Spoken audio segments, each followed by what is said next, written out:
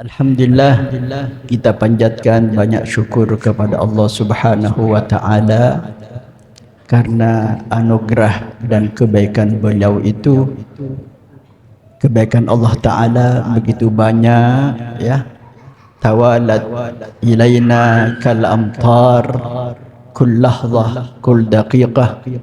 Kita menikmati kebaikan Allah Subhanahu wa taala, maka patut kita dan bahkan wajib untuk mengatakan alhamdulillah. Malam ini kita berada di sini itu karena kebaikan Allah taala, karena fadl Allah Subhanahu wa taala. Jangan kira berkumpulnya kita dengan orang soleh itu adalah kebetulan. Jangan kira mahabbah kita kepada wali itu karena usaha kita. Tidak. Itu karena apa? Kehendak Allah Subhanahu wa taala. Alhamdulillah, kita dipilih oleh Allah Subhanahu wa taala walaupun kita bukan orang soleh. Tapi kita dipilih oleh Allah menjadi orang-orang yang mencintai orang-orang soleh. Mahabbah kepada awliyaillah. Seperti kata Imam Syafi'i, uhibbus salihin walastu minhum. Saya cinta kepada orang-orang soleh, kata Imam Syafi'i, padahal saya ini bukan bagian dari mereka. Imam Syafi'i merasa bukan sebagai orang soleh, tapi beliau berusaha untuk mencintai kaum salihin. Limada? Mengapa? Bait selanjutnya, la'alli an alala bihim syafa'ah. Barangkali mudah-mudahan dengan mencintai mereka itu saya dapat syafaatnya mereka nanti di hari kiamat. Itulah kebaikan. Itulah fadl Allah Subhanahu wa taala. Di saat kita kurang ibadah, kita didekatkan oleh Allah kepada orang-orang saleh. Harapannya apa? Besok di hari kiamat kita, kalau mereka itu ibarat kendaraan, mudah-mudahan kita jadi penumpangnya. Amin ya rabbal alamin. Menuju surga Allah bersama beliau-beliau insyaallah. Guru kita Al-Habib Hasan Baharun, Guru Zaini luar biasa, ya, sepanjang hidupnya tidak pernah berfikir untuk memperkaya diri, tidak pernah berfikir untuk mencari jabatan. Umur beliau itu habis untuk memikirkan umat, bagaimana umat ini selamat. Khairun nas anfa'uhum linnas, begitu dalam hadis. Cukup dalil untuk mengatakan mereka itu orang mulia, mereka itu orang soleh. Cukup khairun nas anfa'uhum linnas. Tiap hari, tiap saat hidupnya untuk manfaat kepada umat. Guru Zaini luar biasa, ya, dengan ilmunya, dengan nasihatnya, dengan suaranya, dengan uangnya, semua diberikan manfaat untuk umatnya, terutama warga Kalsel. Terutama warga Kalsel. Saya sering mengikuti beliau di YouTube. Dan alhamdulillah tahun 95 saya pernah hadir di Martapura. Sempat ikut pengajian beliau walaupun tidak muajahah langsung, hanya lewat di rumah tetangga dan live begitu. Karena datangnya terlambat. Saya tidak mengira bahwa hadirinnya meluber sampai keluar. Tak pikir seperti pengajian Jawa, walaupun terlambat bisa lihat kiainya, ya. Ternyata di Banjar kalau terlambat harus duduk di gang-gang itu. Tapi ada live-nya, alhamdulillah. Kita dapat banyak nasihat di situ, ya. Bagaimana orang perlunya bertawassul, bagaimana perlunya orang itu mendekatkan diri dengan kaum solihin. Semua dibahas dengan bahasa yang mudah sekali, bahasa awam luar biasa. Luar biasa. Sampai sekarang bisa kita ikuti di YouTube, ya, di TikTok, apa banyak video-video pendek beliau itu. Ini. Jadi kita malam ini duduk di sini tidak lain mengharap syafaat mereka. Suatu ketika ada sahabat bertanya kepada Rasul sallallahu alaihi wasallam, "Ya Rasulullah, mata sa'ah?" Wahai Nabi, kapan terjadinya hari kiamat? Nabi tidak menjawab. Beliau bertanya, "Madza a'dadta laha?" Madza a'dadta laha? Apa yang kau persiapkan untuk kiamat itu? Kalau waktunya Allah Ta'ala yang tahu. Yang perlu ditanyakan kepada diri kita adalah apa yang kita persiapkan sekarang untuk kehidupan sesudah kiamat. Madza a'dadta laha? Si sahabat ini menjawab, "La syai' ya Rasulullah." Enggak ada ya Rasulullah, saya enggak punya ibadah, saya enggak punya sedekah, saya enggak punya ini. Ghaira annani uhibbullaha wa rasulah. Cuma saya punya satu.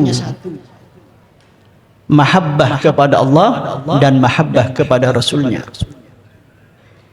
Maka kemudian Nabi mengucapkan satu penggal kata yang sangat terkenal, yuhsyarul mar'u ma'aman ahab. Yuhsyarul mar'u ma'aman ahabba. Seseorang nanti akan dibangkitkan, dikumpulkan oleh Allah bersama orang-orang yang dia cintai ketika hidup di alam dunia. Mudah-mudahan kita dengan kehadiran kita di haul ini, dengan ta'alluq kita kepada beliau, kita kelak walaupun di dunia kita tidak pernah bertemu secara fisik, mudah-mudahan kelak di akhirat kita dikumpulkan dengan beliau. Amin amin ya rabbal alamin. Ayuhal ikhwah al-izza, yang terakhir ya,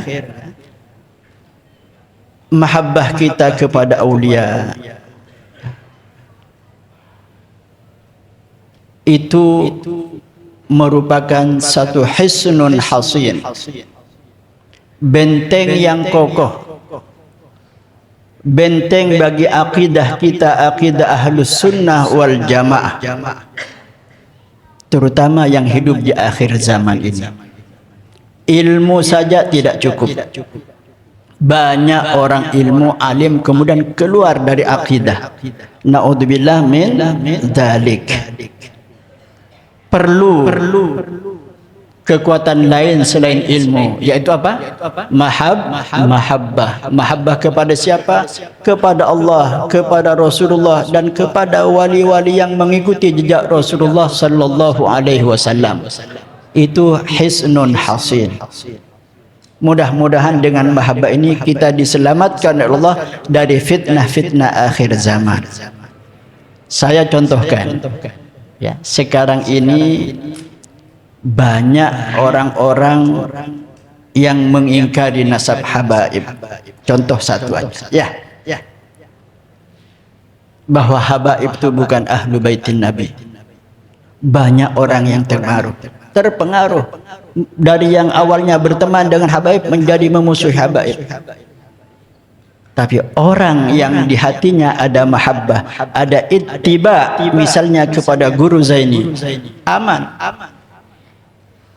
Dia tinggal setel qasidah beliau, bi rasulillahi wal badawi wa rijalin min bani alawi. Khalas.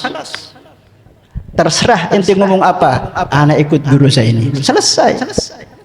Hisnun hasin. Orang sekarang lagi banyak membuli, mencaci, menghina kota Tarim. Setel qasidah Guru Zaini. Ada di situ ya Tarim wa ahlaha. Senang. Itulah untungnya kalau di hati ada mahabbah kepada wali. Maka fitnah-fitnah akhir zaman ini ibarat angin, hanya lewat saja. Sementara antum seperti gunung Semeru, kokoh, tidak pernah terpengaruh. Oleh karena itu, ayuhal ikhwah al-izza, jaga ini mahabbah ya dari tahun ke tahun. Seiring dengan kita melaksanakan haul ini, jangan cuma sekedar formalitas, harus ada tambahan mahabbah kita dari tahun ke tahun. Harus ada lagi keinginan kita untuk meniru beliau-beliau itu, ibadahnya, akhlaknya, semuanya, kedermawanannya, pokoknya yang bisa kita tiru, kita tiru. Satu, jangan ditiru ya, soalnya beda kelas. Jangan berkhayal antum bisa niru keramatnya.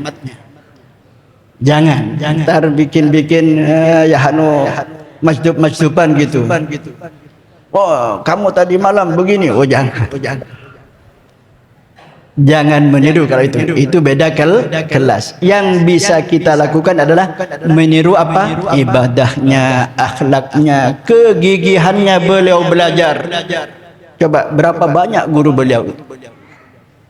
Semakin banyak guru itu menunjukkan betapa semangatnya beliau untuk belajar menimba ilmu dari masyayikh. Itu ditiru. Khairnya ngasih bantuan ke orang itu ditiru. Tawaduknya ditiru. Walaupun magomnya tinggi, lihat gambar-gambarnya, tawaduk luar biasa. Itu yang harus kita tiru. Jangan niru yang bukan kelas kita. Karomah, mukasyafah, jangan ditiru. Nanti ngaku-ngaku jadi wali, bahaya. Kalau orang biasa kayak kita ngaku wilayah. Apa kata Syaibur Rotib di kitab Nasoeh? Orang yang seperti ini, yang ngaku wilayah, membuat sesuatu biar dikatakan wali, itu mu'arradun lisu'il khatimah wal iyadzubillah. Terancam matinya dalam keadaan su'ul khatimah wal iyadzubillah, karena sudah mengaku dirinya sebagai wali padahal bukan wali. Kita cukup mahabbah kepada mereka. Saya ingat pesan dari guru kami Al-Habib Ahmad bin Husain As-Sagaf, wakilnya Abu Ya'rif Hasan Baharud, pernah bilang kepada saya, Al-Fakir, kalau kamu tidak bisa jadi wali, berusahalah agar namamu ada di hati wali. Kalau kamu tidak bisa jadi wali, berusahalah agar namamu itu ada di dalam hati orang wali. Alhamdulillah kita di sini dekat dengan Abu Yahib Hasan, dekat dengan Abu Yahib Zain, itu sudah cukup bagi kita. Itu sudah sebuah anugerah yang besar dari Allah Subhanahu wa Ta'ala. Jangan bikin yang macam-macam yang akan membuat kita justru jatuh ke dasar api neraka wal iyadu billah. Hada minni ala. Cukup ya? Ustaz ditembak penalti tadi. Untung ada Ustaz As'ad di samping. Andaikan saya tadi putus, saya lempar mic ke beliau itu. Walafu minkum ala tatwil. Wassalamualaikum warahmatullahi wabarakatuh.